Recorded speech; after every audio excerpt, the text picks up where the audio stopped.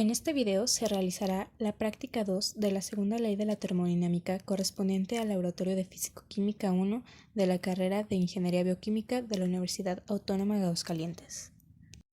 Los objetivos para esta práctica son definir y comprender la segunda ley de la termodinámica y conocer la diferencia entre procesos reversibles e irreversibles. La primera ley de la termodinámica es un enunciado de la conservación de energía. Esta ley afirma que un cambio de energía interna en un sistema puede presentar como un resultado de transferencia de energía por calor, por trabajo o por ambos. Aunque la primera ley de la termodinámica es muy importante, no hace distinción entre los procesos que se presentan espontáneamente y aquellos que no lo hacen así. La segunda ley de la termodinámica, en cambio, establece la diferencia en calidad entre las diferentes formas de energía y explica por qué algunos procesos pueden ocurrir de manera espontánea mientras que otros no lo logran. Hay dos tipos de procesos, los procesos reversibles y los procesos irreversibles. Los procesos reversibles son procesos ideales. Un proceso reversible para un sistema se define como un proceso que una vez efectuado puede revertirse y no producir cambio en el sistema o en los alrededores.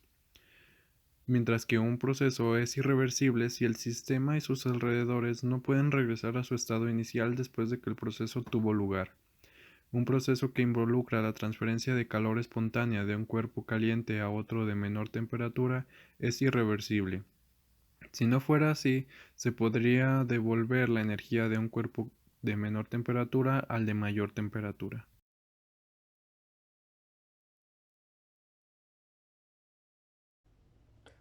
Una vez teniendo aproximadamente 50 mililitros de agua y 5 gramos de leche, se procede a disolver por completo la leche.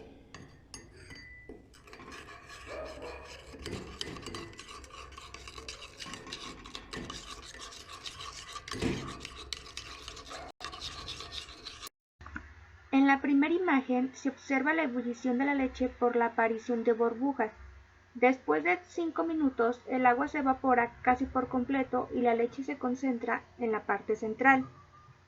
Transcurridos 10 minutos desde el inicio del experimento, la leche se queda en el recipiente en pequeñas partículas de color café claro, y el agua se perdió por completo ya que ésta se evaporó. El experimento 2 consiste en disolver una cucharada de sal de mesa en 50 mililitros de agua destilada, eliminando cualquier cristal que no se haya disuelto.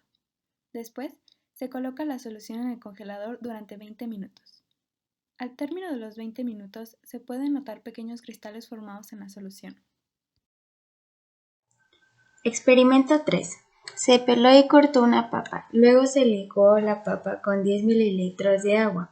Se filtró separando la parte sólida y la parte líquida.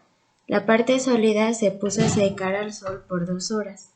La parte líquida se dejó reposar unos minutos y luego se realizó la decantación para separar nuevamente las partículas insolubles de la papa.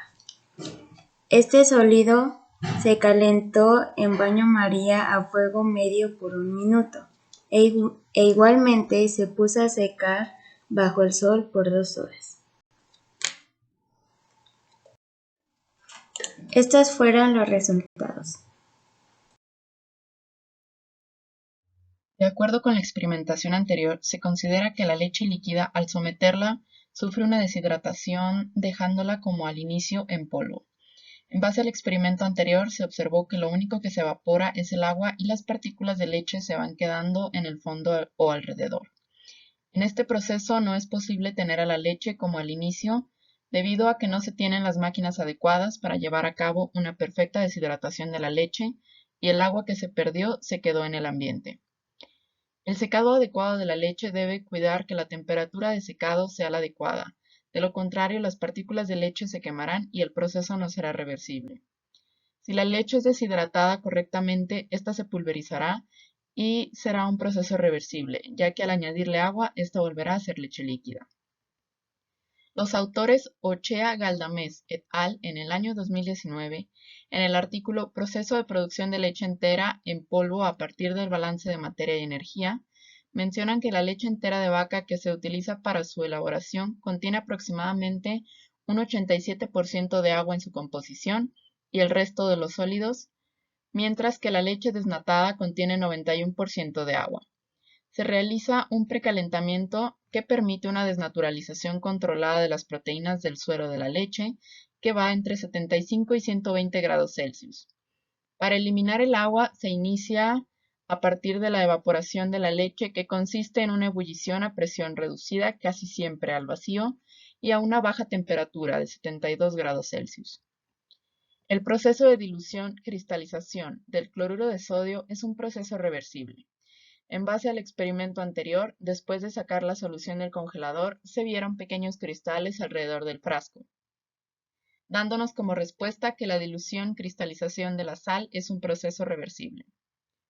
Para poder realizar la separación del soluto y el solvente en el experimento 1, se llevó a evolución hasta sequedad y en el experimento 2 se llevó a congelación para separar por sobreenfriamiento. Según el autor Juan Carlos Cañadas Lorenzo, en su estudio del efecto de la cristalización fría y del envejecimiento físico en las relajaciones de los polímeros mediante la técnica de corrientes estimuladas térmicamente, la cristalización por sobreenfriamiento se debe realizar a una temperatura escogida para provocar la cristalización. Esta debe ser situada entre la temperatura de transición vítrea y la de fusión, así como ser adecuada para que el material cristalice de forma óptima, pues una temperatura excesivamente baja restringe la movilidad y una temperatura alta rompe la estabilidad cristalina. Los resultados obtenidos fueron muy distintos para cada uno de los sólidos en el experimento 3. El almidón filtrado sin calentar solo cambió de color, su capa superficial, del color natural de la papa a color mamey bajito. El sólido que se calentó, en cuanto subió su calor, se volvió color blanco dando un aspecto a polvo y después del secado se formó una costradura constituida por una capa inferior tipo gel consistente y una capa superior de polvo blanco compacto. Los cambios que concibió el almidón fueron en distinto grado, es decir, el almidón que se calentó tuvo modificaciones en su estructura molecular, mientras que el sólido filtrado solo sufrió una oxidación en la capa de arriba y deshidratación. El nombre de este proceso es gelatinización y gelificación o plastificación. Durante el proceso de gelatinización, el orden molecular dentro de los gránulos es destruido gradual e irreversiblemente.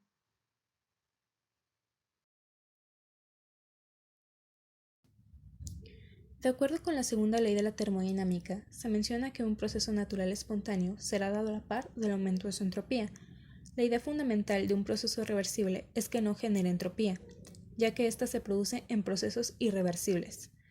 En los experimentos realizados se puede determinar que el experimento 1 es irreversible, ya que al no llevar a cabo un proceso de deshidratación, secado y pulverización adecuado en la leche, al deshidratarse no posee las características iniciales, de tal forma que ésta ya no puede ser utilizada.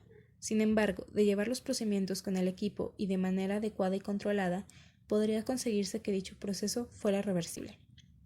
El experimento 2 es reversible, ya que la disolución y cristalización del cloruro de sodio indica que éste puede ser separado del agua a través de métodos físicos, es decir, la congelación, los cuales no afectan en su estructura química.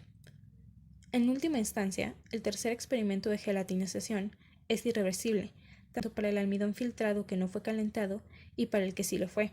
En el primer caso, se logró observar que sufrió una oxidación en el almidón, mientras que en el segundo, el orden molecular de los gránulos fue destruido gradualmente.